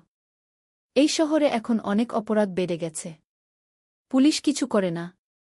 তুমি পুলিশে রিপোর্ট করেছ? না। লাভ নেই। তবুও করা উচিত। তোমার মোবাইলটা হয়তো খুঁজে পাওয়া যাবে কি? করিম মামা সোহেলকে নিয়ে পুলিশ স্টেশনে গেলেন। জেনারেল ডায়েরি করলেন। কিন্তু পুলিশ খুব একটা আশা দিল না। দেখি কিছু করা যায় কিনা গু। সোহেল বুঝল মোবাইল আর ফিরবে না। সেই এক সপ্তাহ সোহেলের জীবনের সবচেয়ে কঠিন সময় ছিল। সে শুধু শারীরিকভাবেই ক্ষতিগ্রস্ত হয়নি, মানসিকভাবেও ভেঙে পড়েছিল। প্রতিরাতে দুঃস্বপ্ন দেখত। সেই ৩ জন ছিনতাইকারীর মুখ ভুলতে পারছিল না। মিনা প্রায় প্রতিদিন আসত। তাকে সাহস দিত। তুমি হাল ছেড়ো না সোহেল। জীবনে এরকম খারাপ সময় আসে। কিন্তু এটা কাটিয়ে ওঠাই হলো আসল বীরত্ব। সোহেলের মা গ্রাম থেকে ফোন করতেন। করিম মামার মোবাইল থেকে। তুই ভালো আছিস তো? সোহেল মাকে সব সত্যি বলেনি। শুধু বলেছে, হ্যাঁ মা, ভালো আছি। একটু জ্বর হয়েছিল। এখন ভালো। ১ সপ্তাহ পর সোহেল আবার অফিসে গেল। আলী সাহেব তাকে দেখে খুশি হলেন। কেমন আছো? ভালো আছি স্যার। ঠিক আছে। তবে প্রথম কয়েকদিন হালকা কাজ করবে গু। সোহেল আবার কাজে মন দিল। কিন্তু একটা জিনিস তাকে খুব কষ্ট দিচ্ছিল, তার মোবাইল নেই। মায়ের সাথে কথা বলতে পারছে না নিয়মিত। করিম মামার মোবাইল চাইতে সংকোচ লাগে। একদিন জাহিদ ভাই তাকে ডাকলেন। সোহেল, আমার একটা পুরনো মোবাইল আছে। তুমি ব্যবহার করো? না ভাই, আমি নাও। আমার কাজে লাগছে না। তুমি রাখো গু। সোহেল কৃতজ্ঞতায় প্রায় কেঁদে ফেল। ধন্যবাদ ভাই। মোবাইল পেয়ে সোহেল প্রথমেই মাকে ফোন করল। মা খুব খুশি হলেন। এতদিন ফোন করিসনি কেন? মা, মোবাইলটা নষ্ট হয়ে গিয়েছিল। নতুন নিয়েছি। মায়ের গলায় স্বস্তি ফুটে উঠল। ৬ষ্ঠ অধ্যায়, নতুন সুযোগ। আরও ৩ মাস কেটে গেল। সোহেল পুরোপুরি সুস্থ হয়ে গেছে। তার জীবন আবার স্বাভাবিক হয়ে এসেছে। সে এখন কম্পিউটার ট্রেনিং শেষ করেছে। সার্টিফিকেট পেয়েছে। কিন্তু একটা ঘটনা তার জীবনে বড় পরিবর্তন নিয়ে এল। একদিন সকালে আলী সাহেব তাকে ডাকলেন। সোহেল, বসো। সোহেল বসল। মনে একটু ভয় লাগছিল। আলী সাহেব কি তাকে বকবেন? সোহেল, তুমি তো এখন কম্পিউটার চালাতে পারো? জি স্যার, একটু একটু শিখেছি। ভালো। আমি তোমার কাজ দেখছি। তুমি খুব পরিশ্রমী আর সৎ। আমাদের কোম্পানিতে এরকম মানুষের দরকার গু। সোহেল কিছু বুঝতে পারছিল না। আমি তোমাকে একটা সুযোগ দিতে চাই। আমাদের কোম্পানি একটা ট্রেনিং প্রোগ্রাম চালু করছে নতুন কর্মচারীদের জন্য। ৬ মাসের কোর্স। কম্পিউটার, অ্যাকাউন্টিং, ভবন নির্মাণের হিসাব নিকাশ, প্রজেক্ট ম্যানেজমেন্ট সব শিখবে। কোম্পানি সব খরচ দেবে। ট্রেনিংয়ের সময় তোমার বেতনও চলবে। রাজি আছো? সোহেল বিশ্বাস করতে পারছিল না। স্যার, সত্যি? আমাকে এত বড় সুযোগ দিচ্ছেন? হ্যাঁ। তুমি ভালো ছেলে, পরিশ্রমী। আমি তোমাকে এগিয়ে দিতে চাই। ভবিষ্যতে তুমি এই কোম্পানির একজন গুরুত্বপূর্ণ কর্মচারী হবে। সোহেল কৃতজ্ঞতায় প্রায় কেঁদে ফেল। ধন্যবাদ স্যার। আমি কঠোর পরিশ্রম করব। আমি জানি। সেদিন সন্ধ্যায় সোহেল মিনার দোকানে গেল। মিনাকে খবরটা দিল। মিনা খুব খুশি হল। তার চোখে জল এসে গেল। তুমি পারবে সোহেল। আমি জানি। সোহেল তার মা আর বোনকেও ফোন করে খবরটা দিল। মা কাঁদতে লাগলেন। তোর বাবা বেঁচে থাকলে কত খুশি হতো। ট্রেনিং শুরু হলো পরের মাস থেকে। প্রতিদিন সকালে ৩ ঘন্টা ক্লাস, তারপর বাকি সময় অফিসের কাজ। ক্লাসে ৫ জন নতুন কর্মচারী। সবাই তরুণ, উৎসাহী। শিক্ষক ছিলেন একজন অভিজ্ঞ ইঞ্জিনিয়ার। নাম রহিম স্যার। তিনি খুব ভালোভাবে সব কিছু বুঝাতেন। কম্পিউটার, অ্যাকাউন্টিং, এক্সেলে জটিল ক্যালকুলেশন, প্রজেক্টের বাজেট তৈরি, সময় ব্যবস্থাপনা সব। সোহেল পুরো মনোযোগ দিয়ে শিখতে লাগল। সন্ধ্যায় বাড়ি ফিরে প্র্যাকটিস করত। করিম মামার ছেলের কাছ থেকে একটা ল্যাপটপ ধার নিত কখনো কখনো। 6 মাস পরে ট্রেনিং শেষ হল। সবাই সার্টিফিকেট পেল। আলী সাহেব একটা অনুষ্ঠান করলেন। সোহেল সেরা পারফর্মার হিসেবে একটা বিশেষ পুরস্কার পেল, 5,000 টাকা বোনাস।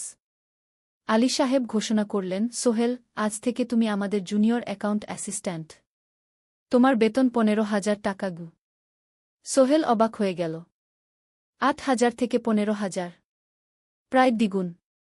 সেদিন রাতে সোহেল ঘুমাতেই পারল না। খুশিতে, উত্তেজনায় তার চোখে ঘুম নেই। সে ভাবল তার জীবন কিভাবে বদলে যাচ্ছে।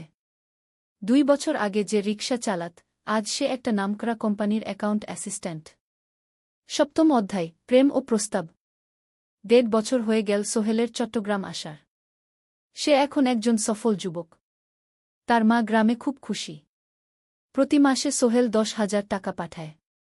ছোট বোন ঋতু এখন কলেজে ভর্তি হয়েছে সোহেলের পাঠানো টাকায়। মায়ের চিকিৎসাও ভালোভাবে হচ্ছে। মিনার সাথে সোহেলের সম্পর্ক এখন আর শুধু বন্ধুত্ব নয়। দুজন দুজনকে ভালোবাসে। কিন্তু কেউ কাউকে সরাসরি বলার সাহস পায়নি। প্রতিদিন দেখা হয়, গল্প হয়, কিন্তু সেই একটা কথা বলা হয়ে ওঠে না। একদিন শুক্রবার ছুটির দিন। সোহেল মিনাকে বলল, আজ কি একটু ঘুরতে যাবে? কোথায়? পতেঙ্গা বিচ। তুমি কি কখনো গেছ? না। কিন্তু আমার দোকান গু। শুক্রবার। তোমার বাবা সামলাবে গু। মিনা রাজি হয়ে গেল। দুপুরে দুজনে বাস নিয়ে পতেঙ্গা গেল। সমুদ্র দেখে মিনা অবাক হয়ে গেল। কি সুন্দর! দুজনে বালিতে বসল। ঢেউয়ের শব্দ শুনতে শুনতে গল্প করছিল। হঠাৎ সোহেল বলল, মিনা, তোমার সাথে কিছু বলার ছিল। বলো। সোহেল একটা লম্বা শ্বাস নিল। তুমি জানো, আমি তোমাকে ভালোবাসি। মিনা হাসল। তার চোখ ভিজে গেল। জানি। আমিও তোমাকে ভালোবাসি, সোহেল গু। সোহেল অবাক হয়ে গেল। সত্যি? হ্যাঁ। অনেকদিন ধরেই জানি। তুমি আমার জীবনে এসে সব কিছু বদলে দিয়েছ। তোমার সাথে থাকলে আমার মনে হয় আমি যে কোনো কিছু করতে পারব গু। দুজনে কিছুক্ষণ চুপ করে বসে রইল। সমুদ্রের ঢেউ এসে পায়ে লাগছিল। সূর্য পশ্চিমে ঢলে পড়ছে। আকাশ লালকুমলা হয়ে গেছে। কিন্তু আমার বাবার সাথে কথা বলতে হবে কি? মিনা বলল। আমি তৈরি। যখন বলবে তখন বলবো। পরের সপ্তাহে সোহেল মিনার বাবার সাথে কথা বলল।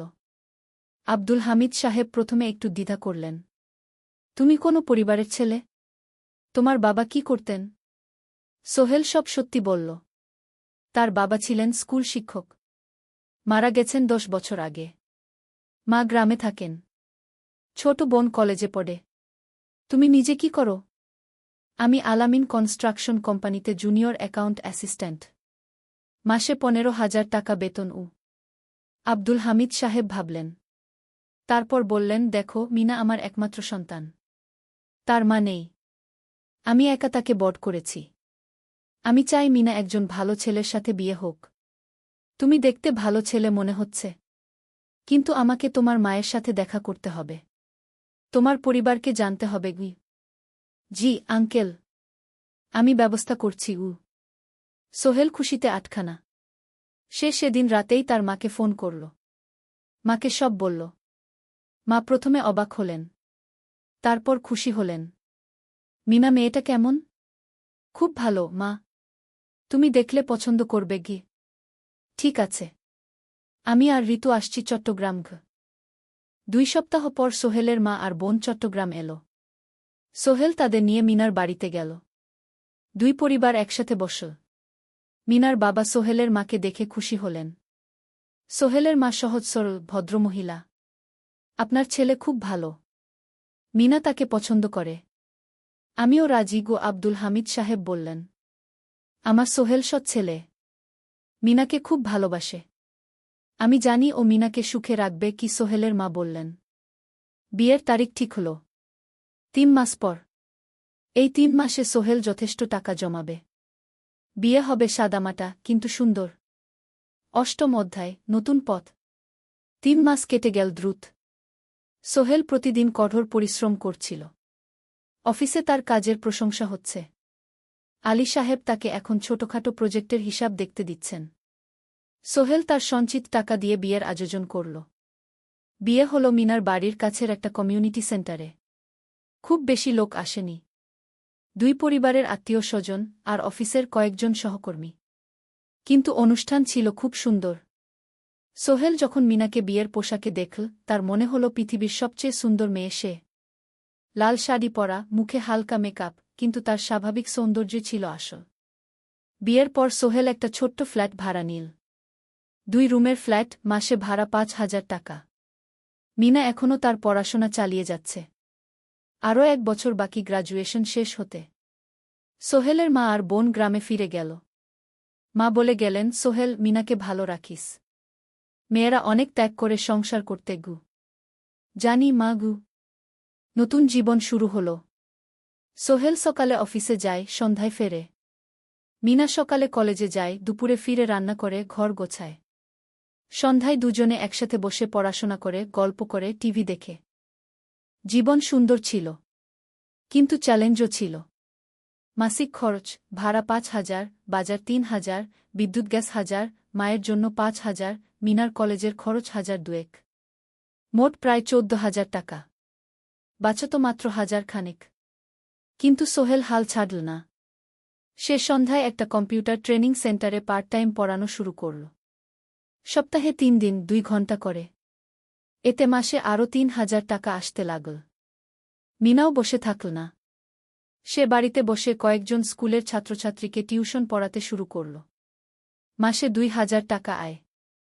এভাবে কেটে গেল 6 মাস। দুজন মিলে পরিবার চালাচ্ছে, স্বপ্ন দেখছে। একদিন সোহেল বলল, মিনা, আমি একটা নতুন স্বপ্ন দেখছি গু। কি? আমি নিজে একটা ছোট্ট কনস্ট্রাকশন কোম্পানি খুলতে চাই। ছোট ছোট প্রজেক্ট নেব। বাড়ি মেরামত, ছোট বিল্ডিং বানানো, এসব। তোমার কি যথেষ্ট অভিজ্ঞতা আছে? আছে। আমি 2 বছর ধরে এই কাজের সাথে জড়িত। অনেক কিছু শিখেছি। আর আলী সাহেবও আমাকে সাহায্য করবেন গু। কিন্তু টাকা কোথায়? কোম্পানি খুলতে তো অনেক টাকা লাগবে গি। আমি জমাচ্ছি। আরও 1 বছর কাজ করব। তারপর চেষ্টা করব। মিনা তাকে সমর্থন দিল। তুমি পারবে। তোমার মধ্যে সেই শক্তি আছে গি। 9ম অধ্যায়, চ্যালেঞ্জের সময়। কিন্তু ভাগ্য সবসময় অনুকূলে থাকে না। সোহেল যখন স্বপ্ন দেখছিল নিজের কোম্পানি খোলার, তখনই একটা বড় সমস্যা এল। আলী সাহেবের কোম্পানি একটা বড় প্রজেক্ট পেয়েছিল। একটা 10তলা বিল্ডিং বানানোর কাজ। কিন্তু প্রজেক্টের প্রধান ইনভেস্টর হঠাৎ পালিয়ে গেল।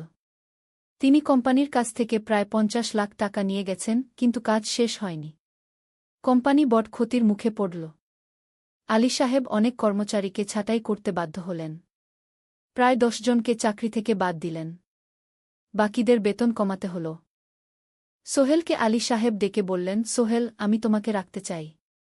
তুমি বিশ্বস্ত কর্মচারী। কিন্তু তোমার বেতন কমাতে হবে। 15,000 থেকে 10,000। সোহেল মনে মনে চিন্তায় পড়ে গেল। 10,000 টাকায় সংসার চলবে কিভাবে?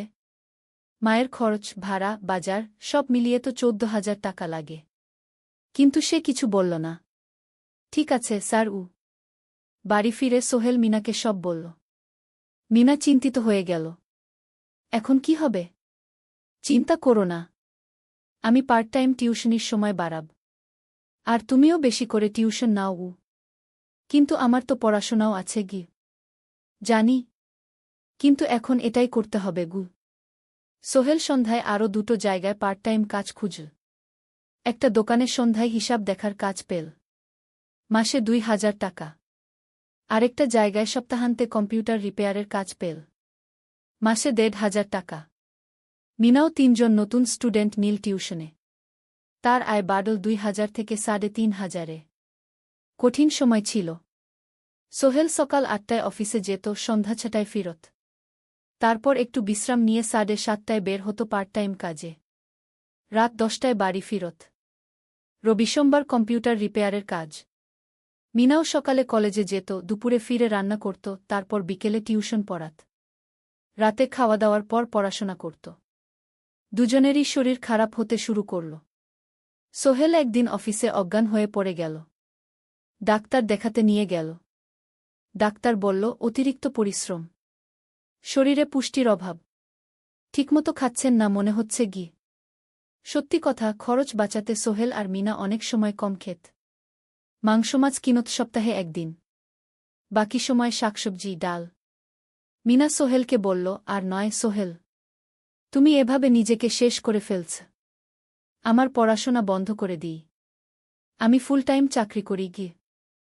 না, সোহেল জোর দিয়ে বলল, তোমার পড়াশোনা বন্ধ হবে না, আরও মাত্র 6 মাস বাকি, তুমি গ্রাজুয়েট হবেই গি। কিন্তু তুমি আমি ঠিক হয়ে যাব, চিন্তা করো না গে। কিন্তু পরিস্থিতি আরও খারাপ হলো যখন সোহেলের মায়ের অসুখ হল, হার্টের সমস্যা। হাসপাতালে ভর্তি করতে হল, খরচ 50,000 টাকা। সোহেলের হাতে এত টাকা কোথায়? সে করিম মামার কাছে ধার চাইল। করিম মামা 20,000 টাকা দিলেন, বাকি 30,000 টাকা সোহেল একটা এনজিও থেকে ঋণ নিল। সুদের হার মাসে 2%। মায়ের চিকিৎসা হল, তিনি সুস্থ হয়ে গেলেন। কিন্তু সোহেল এখন ঋণের বোঝায় পড়ে গেল। প্রতি মাসে 3,000 টাকা করে কিস্তি দিতে হবে। সেই রাতে সোহেল আর মিনা বিছানায় শুয়ে কথা বলছিল। সোহেল বলল, মিনা, আমি মনে হয় ভুল করেছি, শহরে এসে বিয়ে করে তোমাকে কষ্টে ফেলেছি গু। মিনা তার হাত ধরল। না সোহেল, তুমি ভুল করনি। জীবনে এরকম খারাপ সময় আসে, কিন্তু এটা কাটিয়ে ওঠাই হলো আসল শক্তি। আমরা একসাথে আছি, একসাথে থাকব, সব কিছু ঠিক হয়ে যাবে। মিনার কথায় সোহেল একটু সাহস পেল। হ্যাঁ, হাল ছাড়া যাবে না। 10ম অধ্যায়, আলোর দিকে। 3 মাস পরে পরিস্থিতি একটু ভালো হতে শুরু করল। আলী সাহেবের কোম্পানি একটা নতুন প্রজেক্ট পেল, একটা স্কুল বিল্ডিং বানানোর কাজ। কোম্পানি আবার স্থিতিশীল হতে শুরু করল। আলী সাহেব সোহেলকে ডেকে বললেন, সোহেল, আমি তোমার কঠোর পরিশ্রম দেখেছি। খারাপ সময়েও তুমি কোম্পানি ছেড়ে যাওনি। আমি কৃতজ্ঞ। আজ থেকে তোমার বেতন আবার 15,000 টাকা গু। সোহেল খুশি হয়ে গেল। ধন্যবাদ স্যার। মিনাও গ্র্যাজুয়েশন শেষ করল, ভালো ফলাফল করল। সে এখন চাকরি খুঁজছে। একদিন মিনা একটা প্রাইভেট স্কুলে শিক্ষিকার ইন্টারভিউ দিতে গেল। ইন্টারভিউ ভালো হল, তাকে নিযোগ দেওয়া হল, বেতন 12,000 টাকা। সেদিন সন্ধ্যায় দুজনে মিলে একটা ছোট্ট পার্টি করল। একটা বিরিয়ানি কিনল, কোমল পানীয় কিনল, দুজনে মিলে খেল। আমরা পেরেছি সোহেল, মিনা বলল। হ্যাঁ, আমরা পেরেছি গু। এখন দুজনের মিলিয়ে আয় 27,000 টাকা। খরচ চালানোর পর প্রায় 10,000 টাকা বাঁচে। সোহেল এই টাকা দিয়ে লেন শোধ করতে শুরু করল। পার্ট টাইম কাজগুলো ছেড়ে দিল, শরীরের যত্ন নেওয়া শুরু করল। আরও 6 মাস পরে সোহেলের কাছে একটা বড় সুযোগ এল। আলী সাহেব একদিন তাকে ডাকলেন। সোহেল, তুমি কি নিজের ব্যবসা করতে চাও? স্যার, আমি তোমাকে একটা ছোট্ট প্রজেক্ট দিতে চাই, একটা 3 তলা বিল্ডিংয়ের কনস্ট্রাকশন। তুমি ম্যানেজ করবে, আমি শুধু সুপারভাইজ করব। লাভের 50% তোমার গু। সোহেল ভাবল, এটা একটা বড় সুযোগ, কিন্তু ঝুঁকিও আছে। যদি কাজটা ভালোভাবে না হয়? স্যার, আমি চেষ্টা করব, কিন্তু যদি ভুল হয়? ভুল হবে না, আমি তোমার উপর বিশ্বাস রাখছি, তুমি পারবে গু। সোহেল রাজি হয়ে গেল।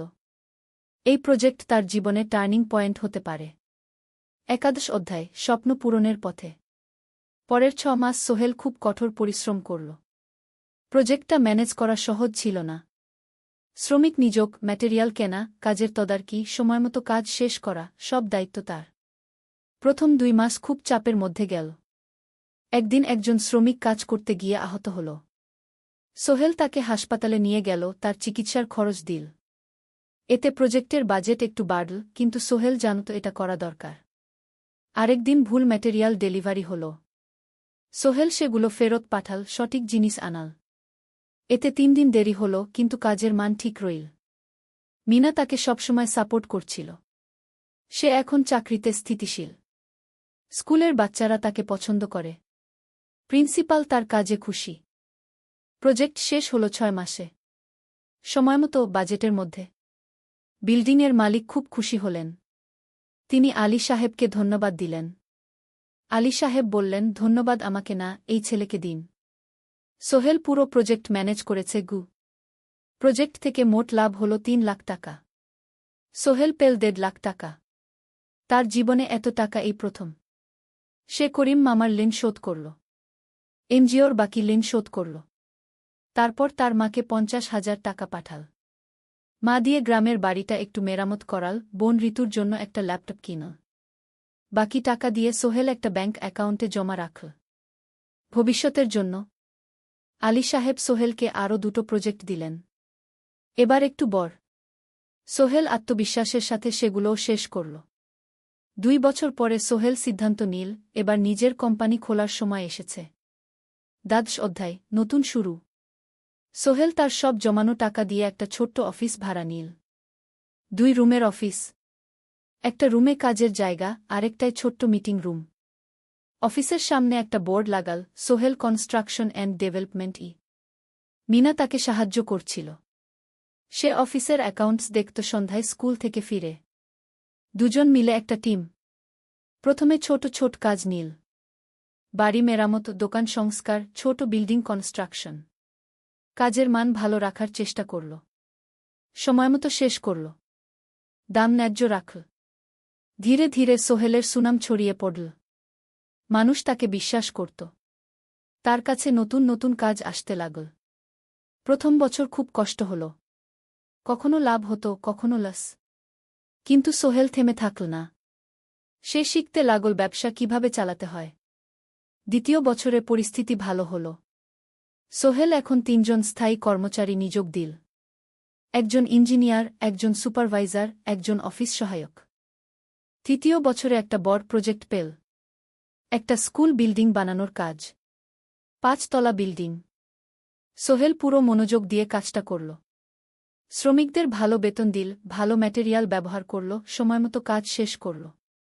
স্কুল কর্তৃপক্ষ খুব খুশি হল। তারা সোহেলের কাজের প্রশংসা করল। এই প্রজেক্ট থেকে সোহেল প্রায় 5 লাখ টাকা লাভ করল।